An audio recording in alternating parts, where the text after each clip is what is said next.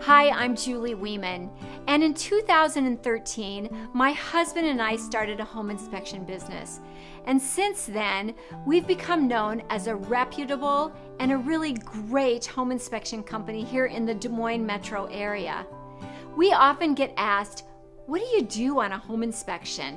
What's involved? And how can I learn more about my home in that process? So today, what we want to do is we want to educate you about your home. We're going to take a little walk with one of our key inspectors, Chris, and he's going to show you exactly what's involved in a home inspection. And we hope that this will be informative and something that you'll be able to utilize for years to come.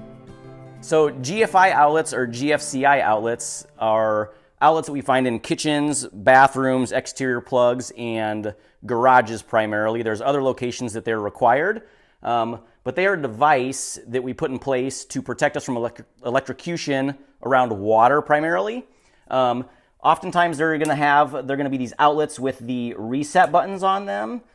Some of the new construction, especially in kitchens, we're running into, they actually have GFCI protector breakers, which would be in the electrical panel. So you want to make sure that those are present in the area. They all will have a test button that you can utilize to test the circuit. If something is not tripping properly, you'll want to call a licensed electrician to have them evaluate and figure out what the issue is. We basically have two types of smoke detectors. We have battery operated units and we have interconnected smoke detectors, which will also have a battery backup just in case the house loses power. On the battery operated units, you want to replace those batteries every 6 months, not when they start to beep, ideally. On the interconnected units, one of the biggest issues that we run into is them going off in the middle of the night. So a really good way to locate which one actually caused the issue is to look at the units. There's going to be a light on them. You're going to look for the light that is lit up differently. Some stay lit and some flash. I've seen different units. So figure out which smoke detector is lit up differently, and that's the one that's causing the issue with the system. So you can either clean it out or replace it, and that should solve your issue.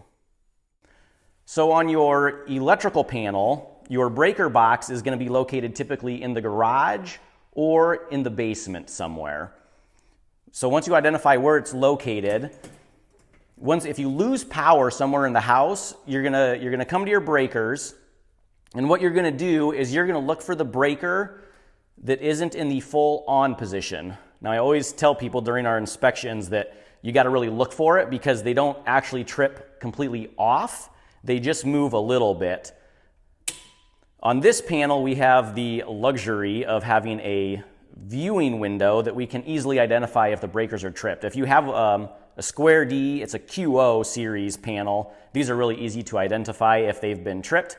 If you don't have one of these, what you're going to do is you're going to look for the breaker that has just slightly shifted to the off position, and then you're going to have to turn it all the way off and then back on to reset it. You will not be able to just turn the breaker back on without turning it all the way off. Furnace filters. If your furnace is running, every furnace should have a disconnect switch or a shutoff switch that we can turn the power off. You always want to turn that off before changing your air filter. It just makes life a lot easier. So your air filter is typically located on the side of the furnace.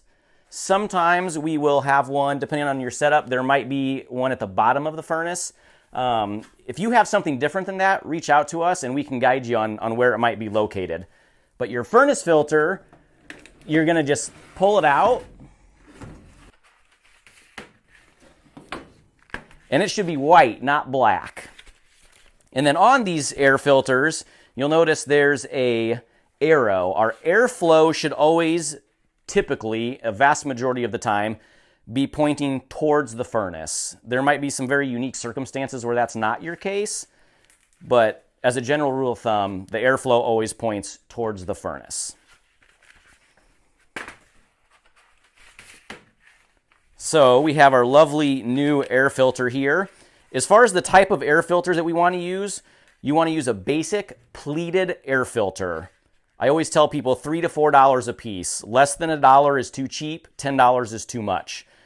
So $3 to $4 an air filter. You're gonna slide that back in, airflow pointing towards the furnace. Sneak her back in, cover it back up. And then if you did shut your furnace off, always make sure to turn it back on, otherwise you have no heat, no AC.